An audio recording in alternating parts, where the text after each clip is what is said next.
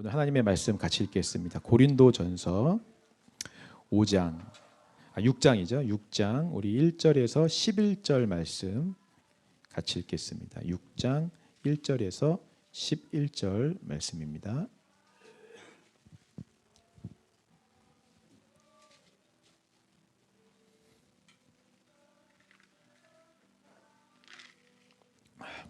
오늘도 어김없이 성경을 읽을 때 유수가 배경음악을 깔아주네요.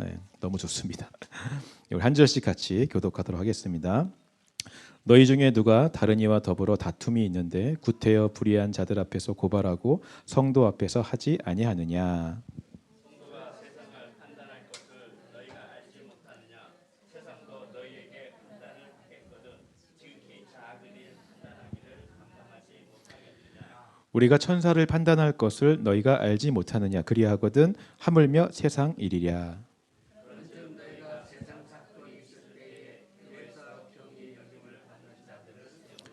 내가 너희를 부끄럽게 하려 하여 이 말을 하노니 너희 가운데 그 형제간의 일을 판단할 만한 지혜 있는 자가 이같이 하나도 없느냐.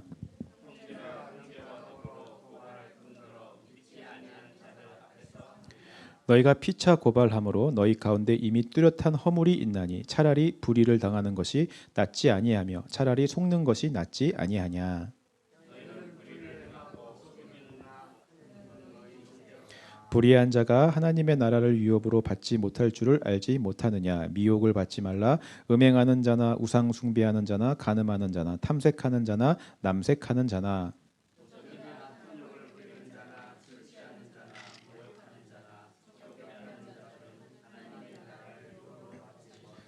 11절 같이 읽겠습니다. 시작. 너희 중에 이와 같은 자들이 있더니 주 예수 그리스도의 이름과 우리 하나님의 성령 안에서 씻음과 거룩함과 의롭다 하심을 받았느니라. 아멘.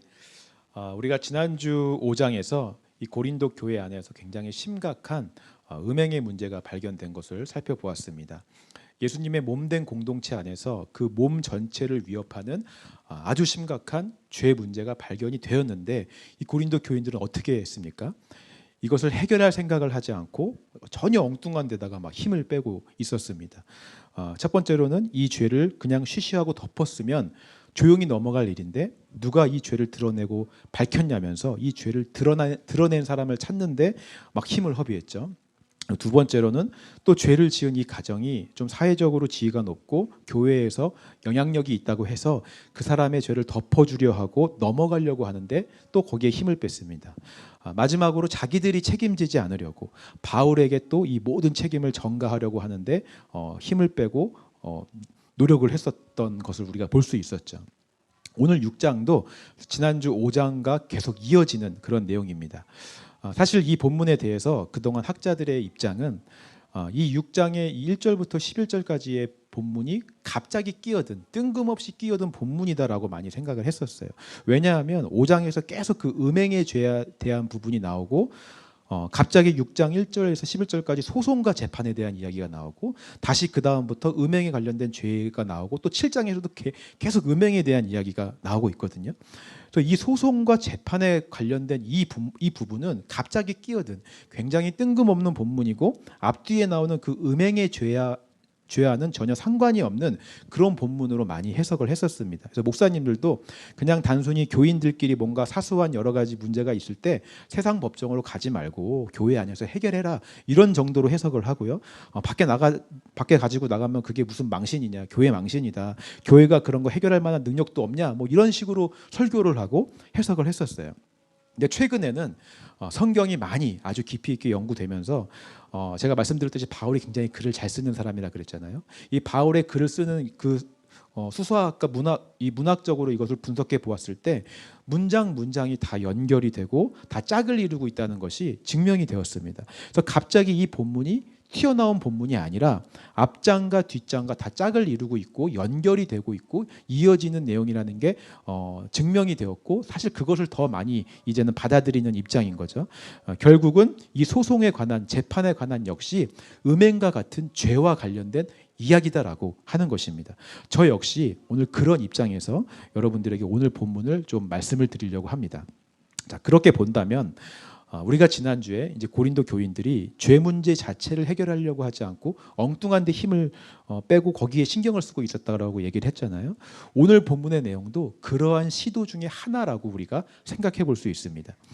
이 사람들은 자신들 몸된 공동체 안에서 일어나는 그런 죄의 문제를 스스로 해결해 보려고 하는 것이 아니라 세상으로 나아가 세상 법정의 힘을 빌려서 해결해 보려고 애를 썼다라고 하는 거죠. 마치 지난주에 우리가 살펴본 것처럼 자기들이 책임지고 싶지 않아서 자기들이 해결하려니까 너무 불편하니까 바울에게 책임을 전가하듯이 자기들의 죄의 문제를 이번엔 세상에게 전가하는 거예요. 그들이 해결하도록, 세상 법정이 해결하도록 책임을 회피하고 있는 모습을 보여주고 있는 것입니다. 아마 이 공동체 안에서 일어난 그 아버지의 아내를 취한 이 음행의 문제에 대해서 누군가가 세상 법정에 소송을 한 것 같아요. 학자들은 이렇게 이야기합니다. 유산을 다 빼앗기게 된 자녀들이 소송을 했다라고 이야기하는 학자들도 있고요. 또 어떤 사람들은 반대로 의붓 어머니가 그 재산 상속과 그 소유권 때문에 소송을 제기했을 수도 있다라고 주장하기도 합니다. 뭐 어찌 되었든 간에 이 사람들은 자신들 사이에서 일어난 죄의 문제를 해결하는 것보다 자기의 어떤 억울함을 풀기 위해서, 또 자기가 가질 어떤 이익을 위해서, 물질을 위해서, 재산을 위해서, 또 내가 잘못했다는 것이 없다는 것을 인정받기 위해서, 저 사람이 잘못했다는 것을 주장하기 위해서 세상 법정으로 이 죄의 문제를 끌고 왔다라고 하는 것입니다. 이해가 되시죠? 자, 1절 말씀 한번 읽어보겠습니다. 1절 같이 읽겠습니다. 시작.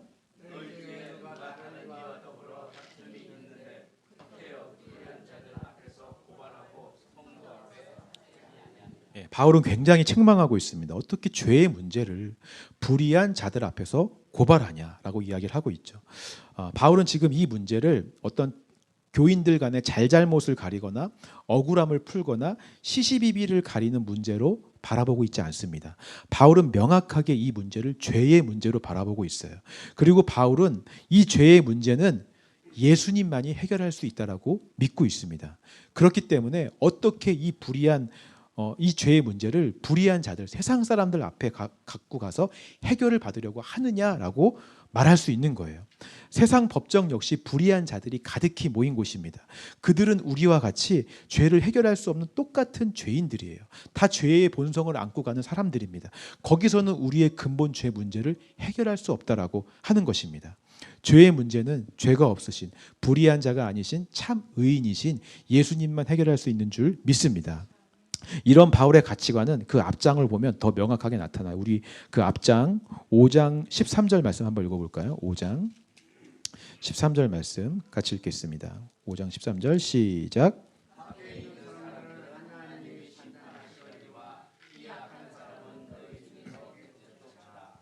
자, 바울은 밖에 있는 사람은 하나님이 심판하신다라고 말씀하고 있습니다. 자, 밖에 있는 사람들은 세상 법정이 심판할 것이다라고 이야기하고 있지 않아요. 그들의 불의, 그러니까 그들의 어떤 이 안에 있는 죄는 반드시 하나님께서 심판하실 것이다라고 얘기하고 있는 것입니다. 그러니까 세상 일은 세상 일이 해결하고 교회 일은 교회 일이 해결하고 어떤 그런 일과 사건으로 지금 이 문제를 바라보고 있는 것이 아니라 인간 마음속에 있는 근본적인 죄, 불의, 이 죄의 본성을 지금 이야기하고 있는 것입니다. 이 죄의 문제는 예수님만, 하나님만 해결할 수 있다라고 분명히 이야기하는 것이죠. 자, 그런데도 불구하고 이 고린도 교회 사람들이 이렇게 죄의 문제를 세상 법정으로까지 끌고 간 이유가 무엇일까요? 그들에게는 죄 문제를 해결하는 것보다 내가 받은 억울함, 내가 가져야 되는 재산, 명분, 사람들로부터 받는 인정, 내가 죄가 없다는, 내 책임이 없다는 이런 인정, 이런 것들이 죄의 문제를 해결하는 것보다 훨씬 중요했기 때문에 그렇습니다. 결국 죄의 문제보다 내 자신이 중요하고요, 내 안에 있는 자아가 인정받는 것이 중요하고 내 안에 있는 자아가 만족하는 것이 그들에게 더 중요했다라고 하는 거예요. 오늘날도 마찬가지입니다. 그럼 세상 사람들이 고소를 하고 소송을 하는 이유가 무엇입니까?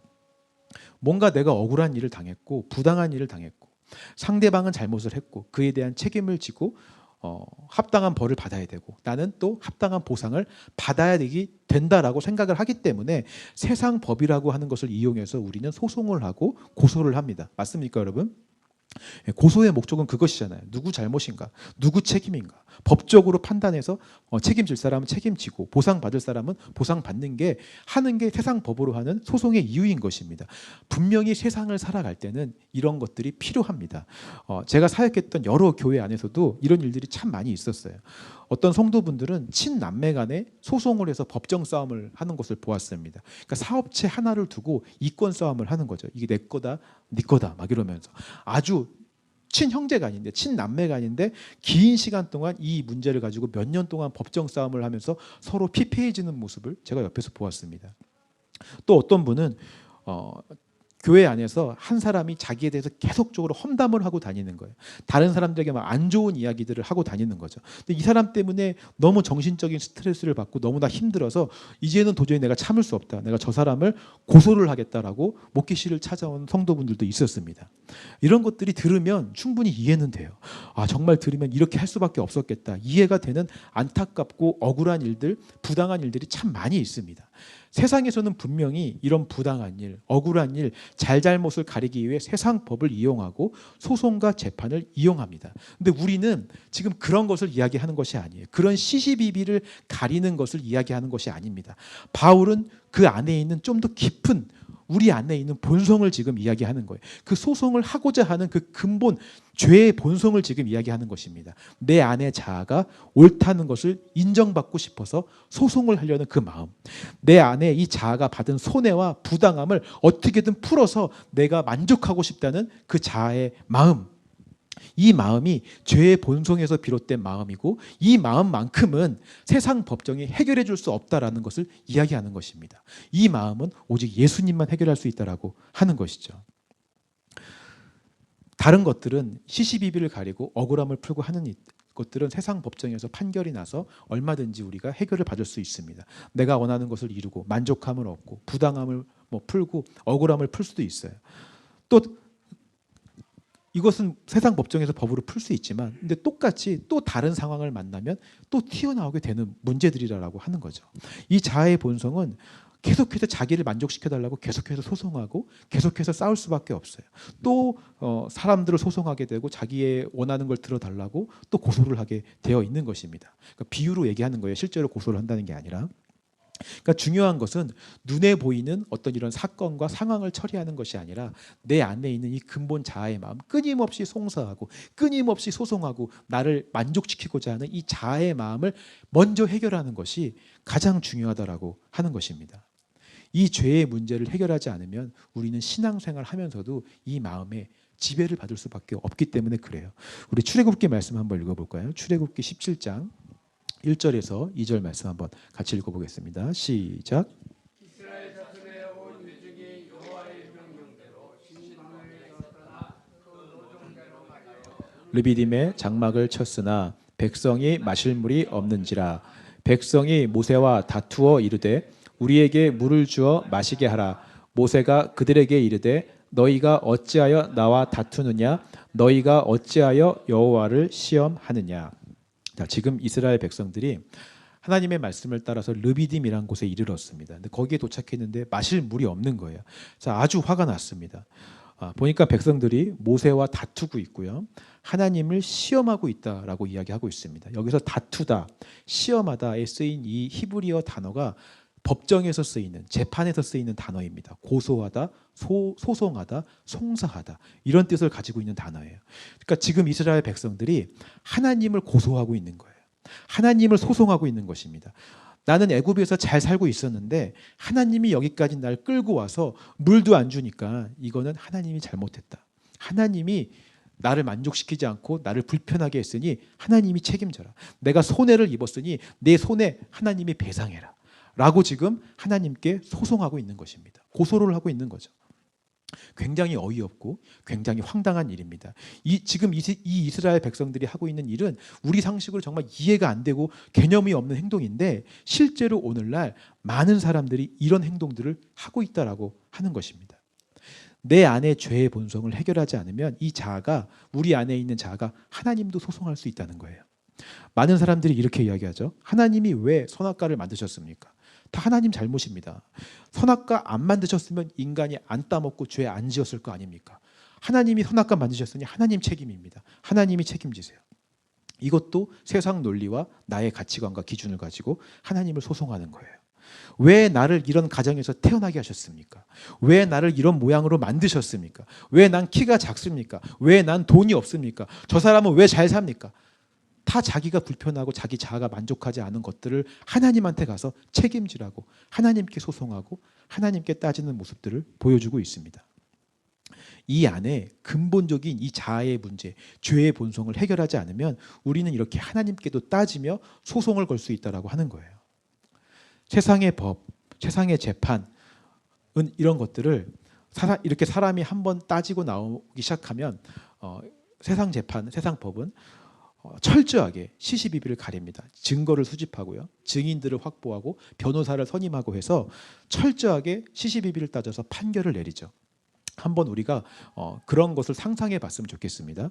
지금 여기가 세상 법정이라고 생각을 해 보시고요. 하나님은 피고이십니다. 피고의 자리에 앉아 계세요. 이스라엘 백성들은 원고입니다. 하나님께서 이스라엘 백성들이 원하는 대로 해주지 않아서 뭐 고생시키고 광야 데리고 나와서 물도 안 준다라고 해서 이스라엘 백성들이 지금 고소를 한 상태예요. 근데 상식적으로 우리가 이 법정을 생각해 봤을 때, 세상 법으로도 생각을 해 봤을 때, 이거는 아주 상식적으로도 이스라엘 백성들이 승소할 수가 없는 그런 재판입니다. 패소할 확률이 아주 높은 재판이에요. 왜냐하면 하나님께서는, 우리가 이 증거가 다 있잖아요, 이스라엘 백성들을 구출해서 르비딤까지 데려오는 동안 수많은 기적과 수많은 돌보심과 이끄심으로 역사하셨다는 걸 보여주셨어요. 애굽에 내린 10가지 재앙부터 시작해서 유월절 사건, 뭐 홍해가 갈라지는 거, 애굽의 군사들이 물속에다 수장되는 거, 아침마다 만나가 떨어지는 거, 이 모든 것들을 다 보여주셨잖아요. 이스라엘 백성들을 해하려고 하는 것이 아니라 이스라엘 백성들을 사랑하고 돌보고 이끄신다라고 하는 증거가 너무나 명확합니다.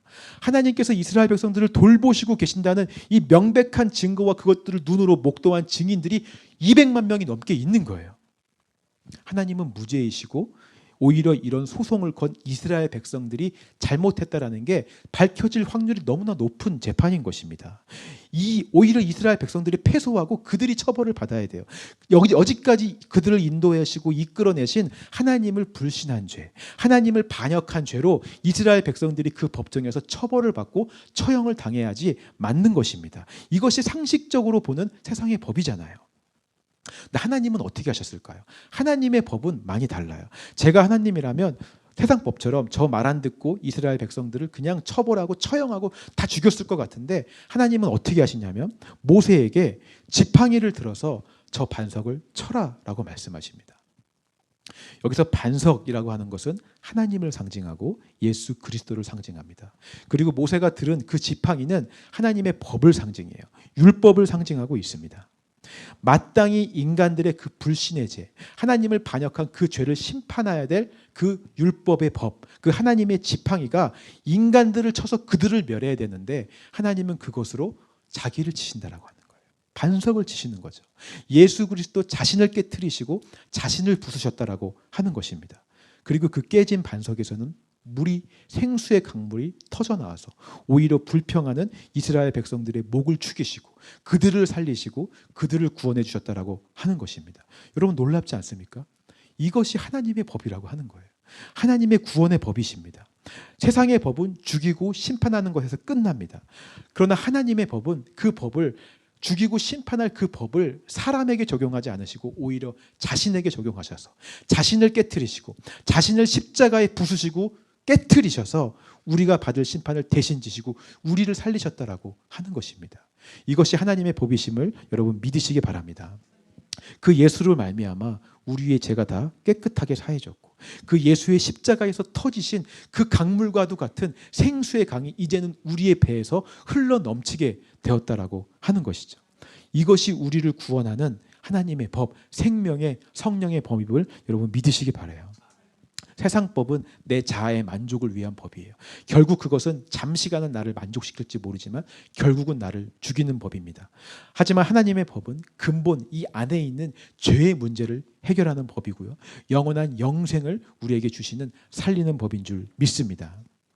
이제 이 생명의 법을 가진 사람, 근본적으로 이 죄의 문제를 해결받은 사람은 이 법을 가지고 세상을 심판할 수 있다라고 바울은 이야기합니다. 2절에서 4절 말씀 한번 같이 읽겠습니다. 2절 4절 같이 읽겠습니다. 시작.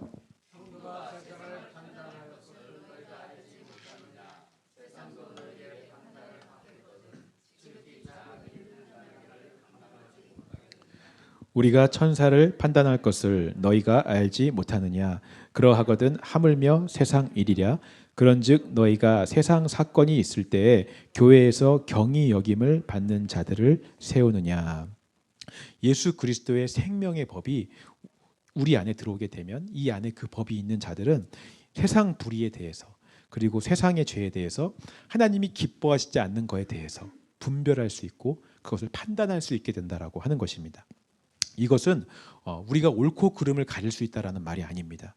누가 맞다, 누가 틀리다, 이것이 정답이다, 이것이 아니다, 이런 시시비비를 가리는 판단을 말하는 것이 아니에요. 이런 것을 하는 것은 선악과를 따먹은 죄의 본성을 가진 사람들이 하는 일입니다. 자기가 하나님의 자리에 앉아서 내 기준으로 옳다 그르다를 판단하는 거예요. 이거는 죄와 사망의 법이 하는 일이고요. 생명의 성령의 법을 가진 사람들이 하는 일은 이것이 하나님께서 기뻐하시는 것이냐 기뻐하시지 않는 것이냐, 이것이 하늘에 속한 것이냐 땅에 속한 것이냐, 이것이 십자가의 길이냐 세상의 길이냐, 이것을 판단하고 분별할 수 있게 된다라고 하는 것입니다. 생명의 성령의 법이 우리 안에 와서 이것들을 역사하심으로 알려줘요. 죄와 사망의 법과 계속해서 싸우면서 죄와 사망의 법의 길이 뭔지 알고 생명의 성령의 법의 길이 뭔지 우리 가운데 알려주시는 것입니다. 죄와 사망의 법은 미워하게 해주세요. 이것이 바울이 로마서에서 계속해서 이야기했던 그 내용이에요. 고린도 교회를 세우면서도 바울이 계속해서 전했던 복음의 메시지이고 지혜의 내용이었습니다. 근데 이 고린도 교인은 그렇게 들었음에도 불구하고, 그렇게 이 복음을 들었으면서도 불구하고 이 지혜를 깨닫지 못하고 있는 거예요. 그래서 바울이 이렇게 말하는 것입니다. 5절 말씀 읽어보겠습니다. 5절 시작. 내가 너희를 부끄럽게 하려 하여 이 말을 하노니 너희 가운데 그 형제간의 일을 판단할 만한 지혜 있는 자가 이같이 하나도 없느냐. 너희들 부끄러운 줄 알아라. 너희 중에 이 지혜 가진 자가 없단 말이냐. 예수 그리스도의 십자가의 복음을 깨달은 자가 단 한 명도 없단 말이냐. 복음의 진리를 알았다면, 너희가 생명의 성령의 법을 가지고 있다면 이 죄의 문제를 세상으로 가지고 가지 않았을 텐데, 너희 자아를 만족시키겠다고 세상 법으로 가지 않았을 텐데, 이 지혜 깨달은 자가 한 명도 없어서 어떻게 세상으로 나아갈 수가 있느냐. 통탄해하면서 한탄해하고 있는 모습을 보여주고 있는 것입니다. 7절 말씀도 한번 읽어볼까요? 7절 같이 읽겠습니다. 시작.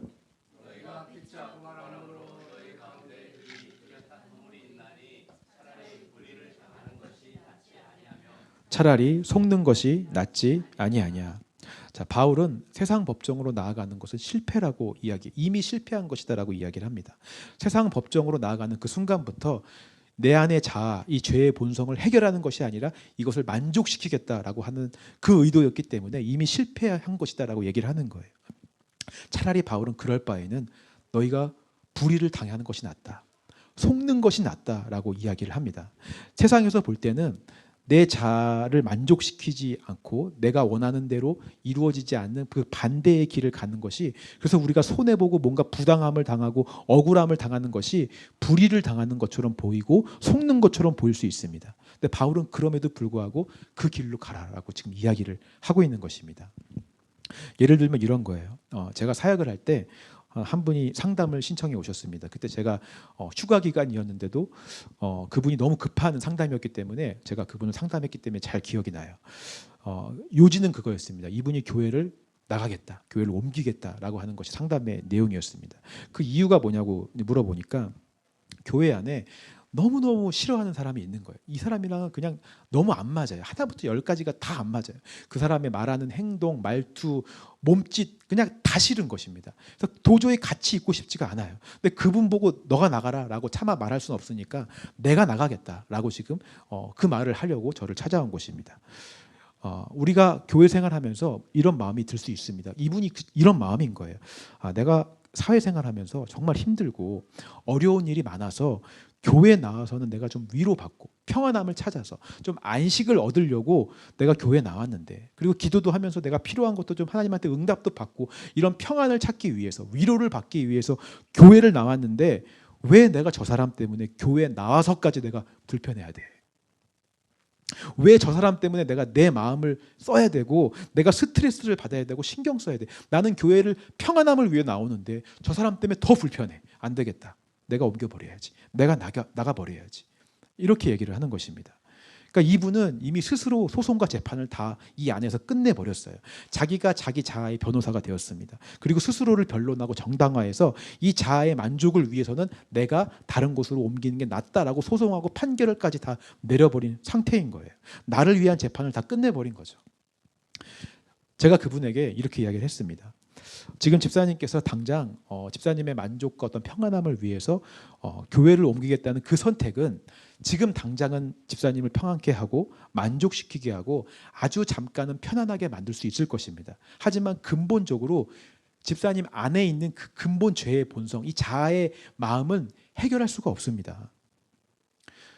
여기를 떠나서 다른 곳을 가더라도 또 똑같은 상황이 오면 이 안에 있는 자아는 또 송사할 것입니다. 또 소송할 거예요. 또 재판으로 가서 이거 해결해 달라고. 저 사람 싫으니까 또 딴 곳으로 옮기든지 이 문제를 해결해 달라고 또 요구할 것입니다. 죄와 사망의 법으로 자꾸 판결해서 내 자아를 만족시켜 달라고 요구할 것입니다. 그러니 집사님께서 조금 힘들고 조금 불편하더라도 여기서 이 자아의 문제를 해결하는 시간을 가지면 좋을 것 같습니다. 라고 제가 말씀을 드렸어요. 저 사람을 싫어하고 불편해하는 이 마음을 지금 하나님 앞에 들고 나아가서 해결해 달라고 좀 기도하는 시간을 가지십시오. 저 사람을 바꾸고 저 사람을 해결해 달라고 기도하는 것이 아니라 내 안에 있는 자아를, 내 죄의 본성을 해결해 달라고 하나님 앞에 기도하십시오.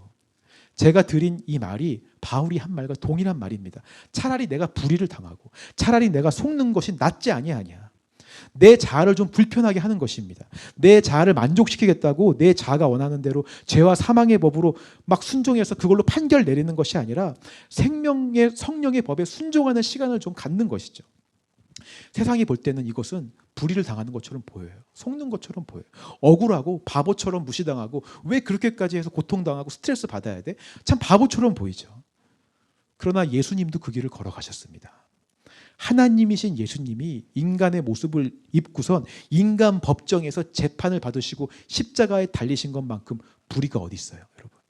세상 천지에 하나님이 인간한테 재판받는 것이 그런 불의가 세상 천지에 어디 있겠습니까? 근데 예수님은 우리를 위해서 그 길을 걸어가셨어요. 그 불의를 당하시고 그 속임을 당하셨습니다. 율법의 지팡이로 자기를 치셨고 십자가에 자기를 깨트리시고 부수셨습니다. 그리고 우리를 살리신 줄 믿습니다. 그리고 우리도 그 길을 걸어갈 수 있으니 너도 나의 십자가를 지고 이 길을 따라와라 라고 지금 예수님이 말씀하시는 줄 믿으시기 바랍니다. 감사하게도 그 앞서 상담하셨던 분은 결국 교회를 옮기지 않으셨어요. 대신에 그분을 힘들게 했던 그분이 갑자기 교회를 나가셨어요. 왜 나가셨는지는 이유를 모르겠습니다. 근데 어쨌든 그분이 불의를 당하고 세상에서 봤을 때 속임을 당하기로 결정하고 좀 힘들고 어렵지만 죄와 사망의 법에 순종하는 것이 아니라 생명의 성령의 법에 순종하는 길을 선택했을 때 그분 안에 그 영역 안에 하나님의 나라가 확장됨을 경험했다고 저는 믿습니다. 그러니까 말씀이 실제가 된 거죠. 그동안은 귀로 들어서 원수를 사랑해라, 뭐 용서해라 이런 것들이 그냥 귀로만 듣는 말씀이었는데 처음 그 생명의 성령의 법에 순종하기로 결정했을 때 그 영역만큼은 이제 하나님의 나라가 된 것입니다. 하나님이 다스리세요. 똑같은 문제가 와도 그분은 또 그 문제를 가지고 세상 법정으로 나아가서 내 자아를 만족시키기 위해서 교회를 옮기겠습니다라고 하지 않을 것이고 생명의 성령의 법 앞에 나아가 주님 이 자아가 또 나대네요. 또 저 사람을 싫어하네요. 이거 해결해 주십시오라고 말할 거라고 저는 확신해요. 더 성숙하고 성장하게 된 줄 믿습니다. 오늘 여기 계신 여러분들도 차라리 불의를 당하는 것이 낫고 속는 것이 낫다는 이 말이 여러분들 안에 실제가 되기를 주님의 이름으로 축원합니다. 내 자아를 만족시키기 위해 죄와 사망의 법으로 나아가는 것이 아니라 조금 힘들고 어렵고 불편해도 생명의 성령의 법에 순종하실 수 있는 저와 여러분들 되시기를 주님의 이름으로 축원합니다. 우리 말씀을 정리하기 원합니다. 아담과 하와가 선악과를 따먹은 이후로부터 우리 안에 있는 이 죄의 본성은 끊임없이 죽을 때까지 늘 우리 안에서 소송하고 싶어해요. 늘 시시비비를 가리고 싶어하고 늘 옳고 그름을 판결해서 어떻게든 이 안에 있는 자아가 만족하기를 원하고 원하는 것을 이루기를 원하고 인정받기를 원해요. 심지어 그것을 위해서라면 하나님께도 책임을 물을 수 있고 하나님도 소송할 수 있는 것이 이 죄의 본성입니다. 하나님은 우리를 보시고 있는 그대로 보시기 좋았더라라고 말씀하시는데 이 자아의 본성은 그걸 인정하지 않고 왜 나를 이렇게 만드셨습니까? 하나님한테 소송해요. 하나님은 우리에게 가장 좋은 것을 주시려고 하는데 왜 하나님은 이런 길로 나를 인도하십니까? 왜 저 사람은 저렇게 하고 난 이렇게 하십니까? 하나님께 소송하고 끊임없이 하나님께 송사합니다. 그래서 우리가 이런 자아의 요구를 만족시키기 위해서 죄와 사망의 법으로 우리가 나아간다면, 세상 법으로 나아간다면 잠시간은 만족하고 잠시간은 기쁨을 누릴지 모르겠지만 이 근본 죄의 문제를 영원히 해결할 수가 없습니다. 영원한 하나님의 말씀과 그 은혜의 실제를 우리는 경험할 수가 없어요. 당장은 불의를 당하는 것처럼 보여도, 당장은 속는 것처럼 보여도, 불편해도 생명의 성령의 법에 순종할 때 하나님의 그 생수의 강물이 우리 안에서 터져나오는 은혜를 경험하게 될 줄 믿습니다. 하나님은 그것을 위해서 율법의 지팡이로 자기를 치셔서 자기를 깨트리셨습니다. 그리고 그 생명의 물을 이미 우리에게 흘려보냈고 그 근거들을 다 마련해 놓으신 줄 믿습니다. 믿음으로 믿고 생명의 성령의 법을 순종하면 우리도 이길 수 있고 죄의 문제를 해결하고 내 자아의 문제를 해결하고 말씀이 실제가 되는 은혜를 경험할 수 있을 줄 믿습니다. 그 은혜를 오늘 하루도 경험하시는 저와 여러분들 되시기를 주님의 이름으로 축원합니다. 우리 이 시간 주신 말씀 생각하면서 함께 찬양하며 좀 나아갔으면 좋겠습니다.